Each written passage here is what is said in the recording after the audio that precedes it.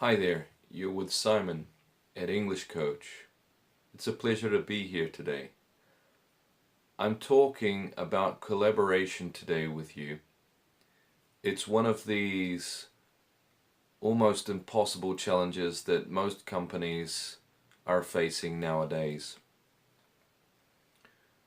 Now, usually there's a variety of factors that stop collaboration from being successful within the lower ranks and the higher ranks of a company. And that all comes down to basically one word, but of course it's associated with a group of other words, and that is interests. If I was going to throw some other words in there, I'd say values and beliefs. But to keep it as real as possible, I would use the word interests. The thing is, for the companies and the people that have been able to promote collaboration in their organizations, they have seen personal gain out of this quest. They have seen company gain or gain of their colleagues, a collective gain. And they have either secured their employment or promoted themselves through the company. So the question is, how could I, or how could you, collaborate more to get the same results for yourself or for your organization?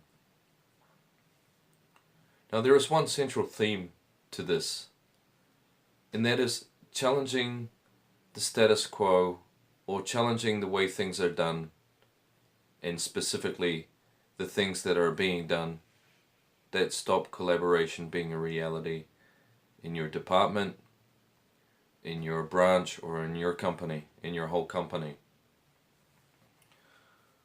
Understanding the environment and the needs of others, including your subordinates or your superiors. Being able to judge situations as either being hostile or open enough in which you can make your own suggestions, adopt certain habits that empower others, that foster a little bit of change, that foster a little bit of reflection and forethought from others on, is what they are doing actually contributing to the group or contributing to themselves personally? Because collaboration is obviously when you contribute to the group. Some people can still do that by contributing to themselves, but in general it's contributing to the group. So understanding your environment, understanding the needs of your team, understanding the personality of your team. It's not always possible to promote this kind of change in an environment where people are predominantly negative, and you either start very, very small, tiny step after tiny step, or you find another place to work, because that could be a toxic environment. Now the other main character here that we're talking about is to challenge local perceptions and maybe branch perceptions. If you're working in a company or a franchise where each unit or each branch of that company works in a different way, has its own culture, you're working between these branches, you're going to have some big challenges. Primarily, they have different ideas and different ways of doing things. Now, how difficult is it to change someone's beliefs about their habits? From 1 to 10, you'd have to say 110. It's absolutely impossible, isn't it? But over time, and with tact, everything is possible. So this video today is about how you can collaborate in those specific circumstances when you're working between two branches or two franchises and you need to align the ideas together. Challenging local and maybe even personality differences. Being able to find what people have in common and really emphasize what they do have in common. Find inside those things,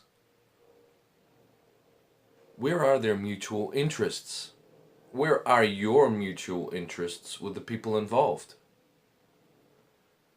Collaboration has to be able to include the interests of more than just you, your directors, or your subordinates. There needs to be a collective interest or a potential benefit for everybody involved. And that needs to be really emphasized during all meetings and conversations that are taking place about alignment, about bringing people together. So this ends my video about collaboration today. I hope it's raised a few different ideas or different reflections that have made you think a little differently about how collaboration has to happen, and that it's not something that you can directly do to challenge others, but a journey with maybe 1,000 or 10,000 little steps, and each one has to take into account the interests, the values and beliefs of everyone involved, everybody under and everybody over. Good luck on promoting collaboration in your company, and I hope that you either like this video or post me a comment on how I could be improving my own content. And please subscribe. Thanks a lot.